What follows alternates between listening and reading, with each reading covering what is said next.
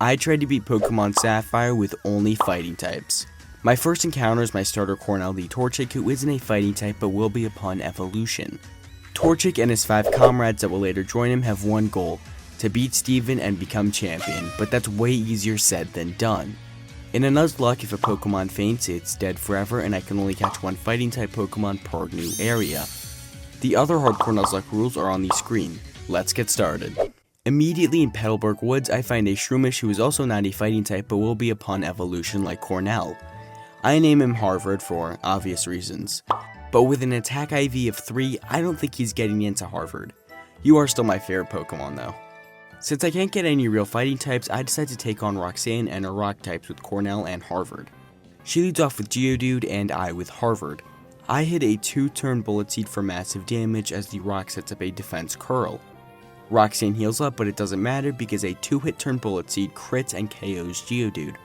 Her second Geodude also meets the same fate, bringing out the main course, Nose Pass. After taking a hard rock throw, I land a Stun Spore, paralyzing the nose and making things a bit less scary. I then go for a Leech Seed for passive recovery as Rock Tomb drops me into the yellow. I then hit a third 2-hit Bullet Seed in a row as Nose Pass luckily misses a Rock Tomb. Roxanne heals, but it's all over as I can KO with a few more Bullet Seeds, winning me the battle and the first gym badge. Shortly after the battle, Cornell evolves into Combusken, and we finally get a true fighting type, meaning Harvard will go into the box until he also evolves into a fighting type. After saving this very expressive man, I take a ride on his boat to get our third encounter, being Makuhita named U-Pen in Granite Cave. He joins the team and along with Cornell go to face our fighting type nemesis Brawly for the second gym badge. Brawly leads off with Machop and I with Cornell. I go for a Focus Energy to boost my critical hit ratio as Makuhita also goes for a Focus Energy. It pays off as Peck crits on the following turn but is just shy of the KO and I take a hard Seismic Toss. After a potion, Peck does a lot less damage thanks to Bulk Up. I then get off another Peck before Karate Chop hits for a bit of damage. I then go for a fourth Peck which crits for the KO. Second and last is Brawly's own Makuhita. A Peck does massive damage as Makuhita goes for a Bulk Up like I predicted. Thanks to the Bulk Up, I risk it, and Peck doesn't crit. I'm expecting a wipe, but Makuhita goes for Sand Attack. Fortunately, on the following turn, Peck crits, and I win the second gym badge without having to restart. I then make my way to Slateport City, and thanks to the increased level cap, Harvard can evolve into Breloom, the best Pokemon ever. And he can finally join our team as our third or second member, I'm actually not sure. While contemplating that question, I run into May, our rival, who is out for blood. She leads off with Shroomish and I with U-Pen. I fake out for a bit of chip and a flinch, but on the following turn I get paralyzed by Stun Spore and stay fully paralyzed. Enough is enough, so I switch into Cornell on a Leech Seed. After hitting an Ember, Shroomish misses Stun Spore, allowing me to get the KO with a second follow-up Ember. Second is Marshtop, who will destroy Cornell, so I switch into the reliable Harvard on a limp Mudshot. Marshtop goes for a Bide, and Mega Drain, despite being 4 times super effective, is just shy of the KO. It doesn't matter because Bide makes Marshtop move last, meaning Mega Drain KOs on the next turn. Third and last is Numel, so it's off to Cornell on an Ember. A Double Kick is once again shy of the KO, but all we have to do is take a weak tackle and then pick up the KO on the following turn, winning me a pretty easy battle. From here, it's off to face Watson and his electric types. He leads off with Magnemite and I with Cornell. In the game corner, I picked up the TM for Flamethrower, which melts the Steel Magnet in one hit. Second is Voltorb, who gets off a Spark before Flamethrower also gets the one shot, and I grow a level. This is allowed on Hardcore Nuzlocke because as soon as the gym battle starts, the next level cap goes into effect. Watson's final Pokemon is a Magneton, and he gets off a Shockwave, bringing me down to 15 HP. Fortunately, Magneton is also a Steel type, meaning a single Flamethrower is enough for the KO, winning me the third gym badge. I must say, if Watson had a Manectric, the battle would have been so much harder thanks to Growl and Quick Attack. But he didn't, so we're moving on. Outside of Mount Chimney on Route 1, I get my Route 4 encounter being a Machop named Dartmouth. Machop is always a good Pokemon, but he doesn't bring a second type to the table. At least he has Guts, which is a great ability, and I just realized I have 2 mana fighting Pokemon with Guts. Maybe he isn't the best encounter after all. In Meteor Falls, a red and blue group argue about things. One wants to flood the world while one wants to remove all the land in the world, which would both result in death. Instead of trying to be extreme, work out a compromise. I wonder if this is applicable in a real world setting. Don't let ideas divide you. Then again, what do I know? I'm just some guy who uploads videos on the internet. After some grinding, Upen evolves into a Hariyama, which is one of my favorite Generation 3 Pokemon because of the hands. Seriously, how does this thing get around? It is now time to fight one of these leaders, being Archie with a scary Golbat. It's kind of weird how he's in the Volcano territory, but oh well. He leads off with Mightyena and I with Harvard, who gets his attack lowered from Intimidate. This means that Mach Punch is a 3-hit KO as my accuracy is lowered by a Sand attack. Mightyena can't do much, so I go for a Leech Seed and tank a Resisted Bite. Thanks to the chip, Mach Punch destroys the Dark Puppy, bringing in the scary Golbat. Harvard is super weak to flying moves like all fighting types. Actually, Harvard is extra weak to fighting types. Anyway, I go to Upen, who's pretty bulky and takes a wing attack, although a crit would have just killed. I then go for a fake out for a bit of chip, but I forgot to sing his inner focus and Upen survives on just 2 HP. Oops. This leaves me with no choice but to switch to Cornell on a random move, which is Astonish. Unfortunately, I get supersonic, but I pull through to land a weak peck.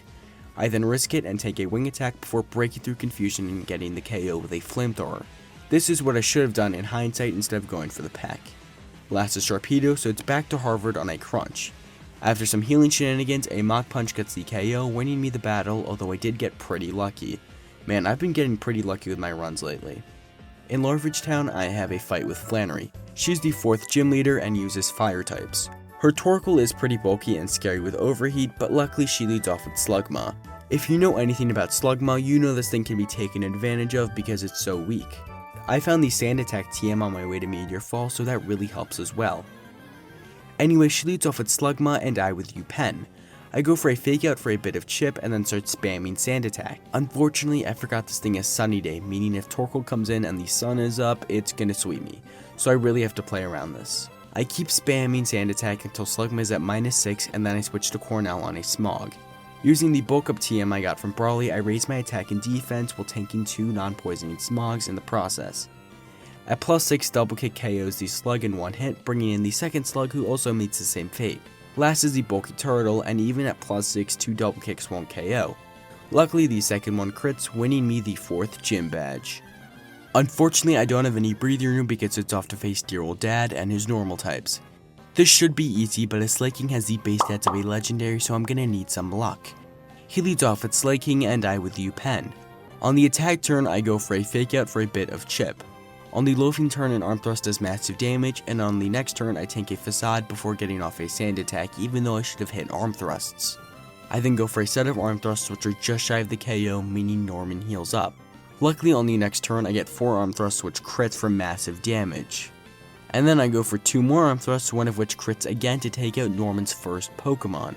Second is Vigoroth, who hits a slash before 5 arm thrusts leave this thing with what must be 1 HP. Of course Norman heals and I hit some arm thrusts for much less damage. I risk it and I tank a slash on 3 HP and KO with arm thrusts.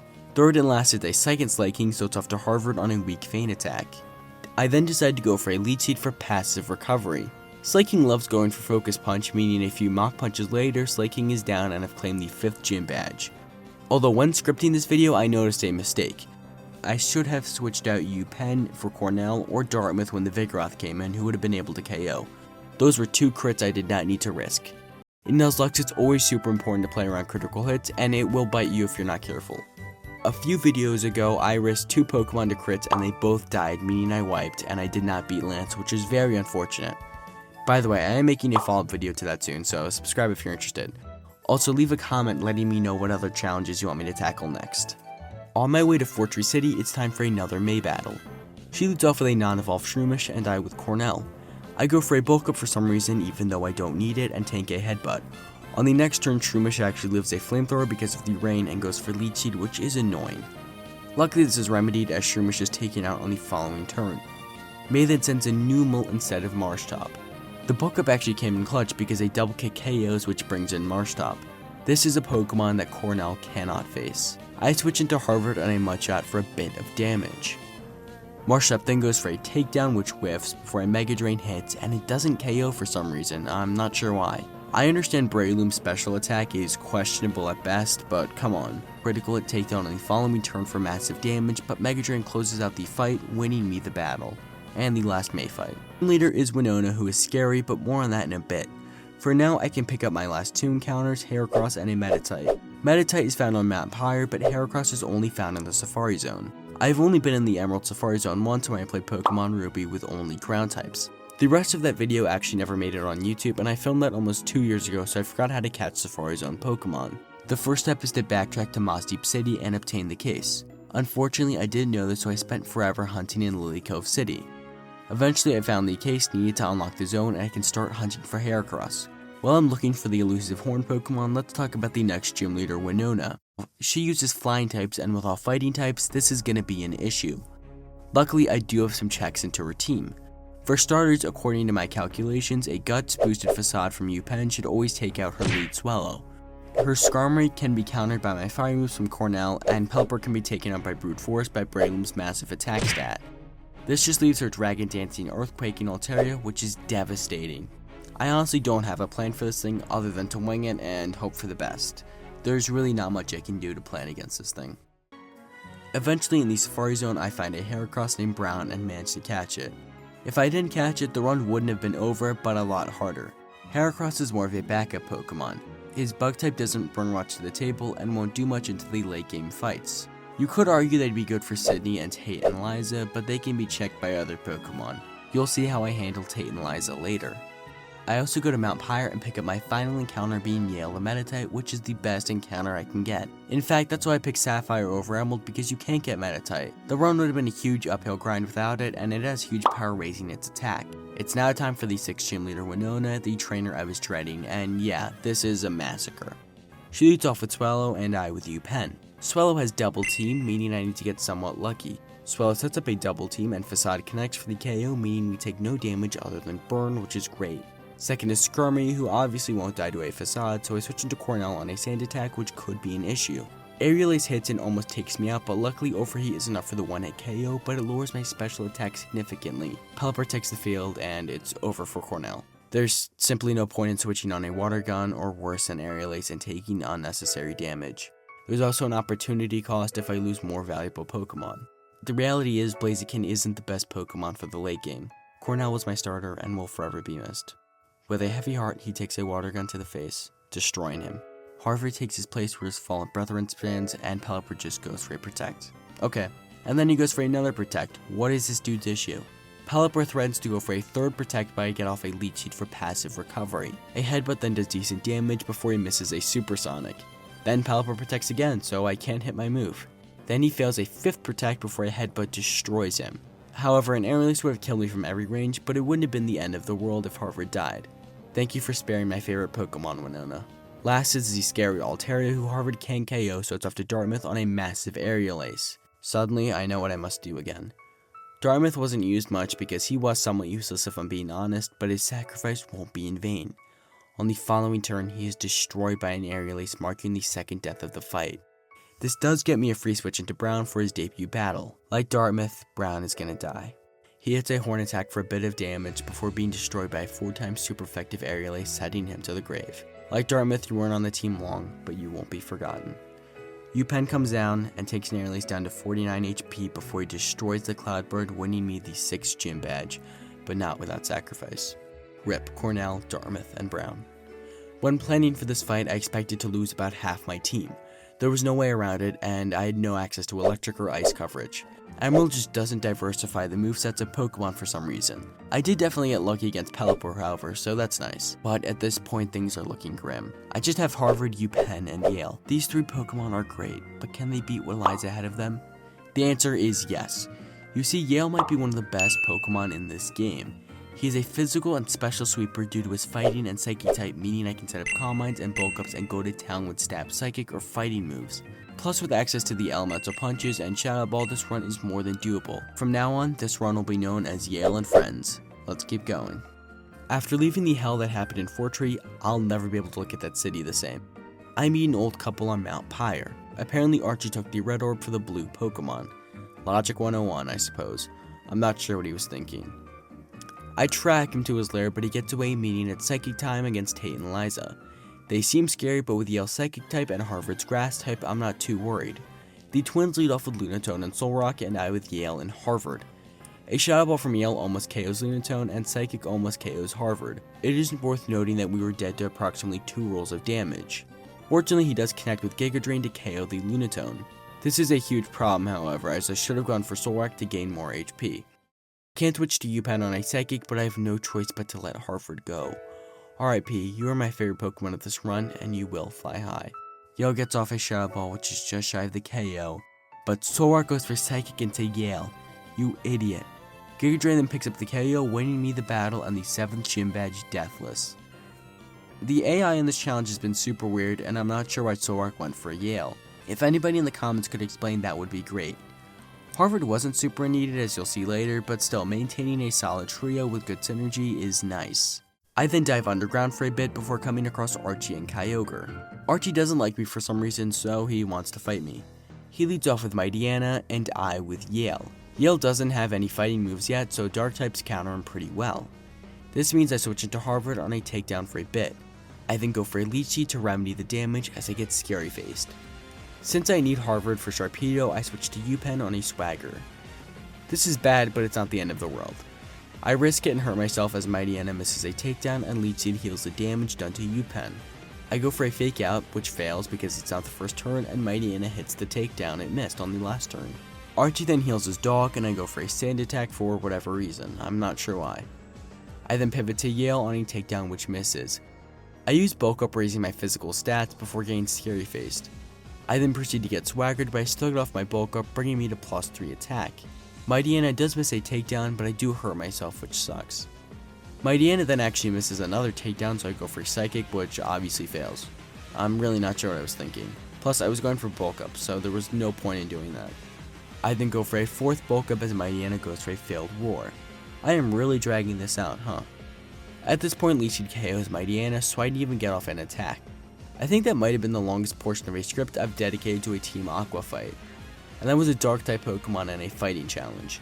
The correct play was obviously Arm Thrusting with U-Pen or Mach Punching with Harvard, but I guess I wasn't thinking clearly. Second is Crobat, who does land a Confuse Ray before eating a massive Psychic, which gets the special defense drop. Archie heals on the following turn, and Psychic hits for the KO thanks to the defense drop. Third and last is Sharpedo, who outspeeds Tate and Slash, which doesn't do much damage before Shadow Ball KOs despite not being very effective. This closes out the fight, and Archie uses the Red Orb to awaken the blue Pokemon. What was this dude thinking? Anyway, Kyogre is so pissed he turns into a flying type and yeets himself out of there. Yeet. Do people still say that anymore? No? Okay, editor, delete that portion from the script. God, it's so embarrassing. In the Cave of Origin, I come face to face with the powerful legendary, and what do? Fittingly, the final gym leader of the game is a Water-type member, and I'm not too worried.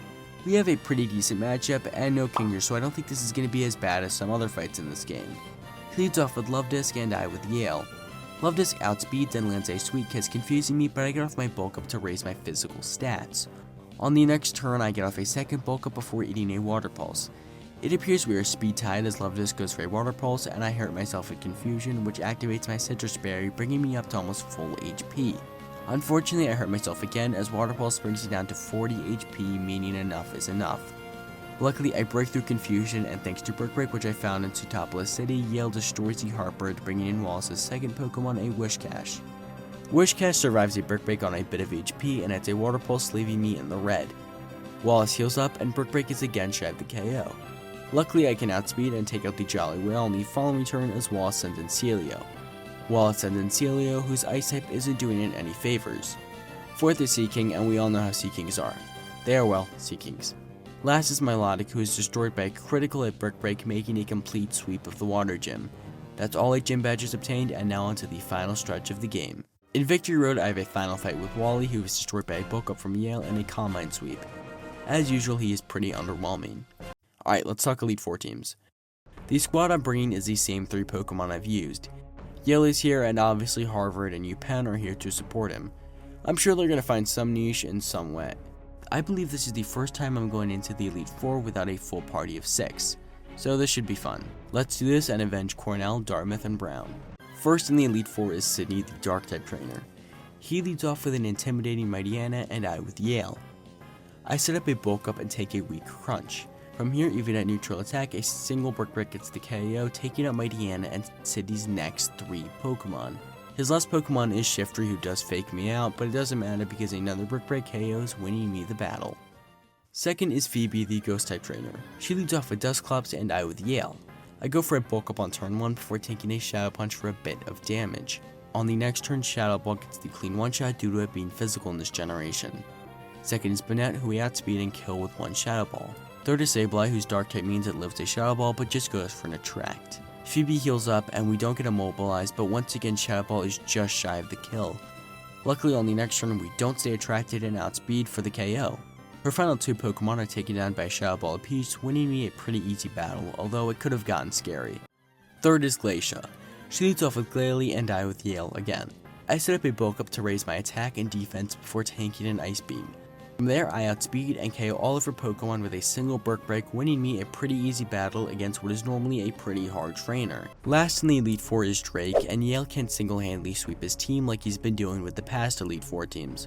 Before the fight, I teach him Calm Mind and Ice Punch to deal with Drake's Dragon. The reason why we can't set up Calm Minds and go to town is because of Shelgon's Rock Tomb, which lowers speed.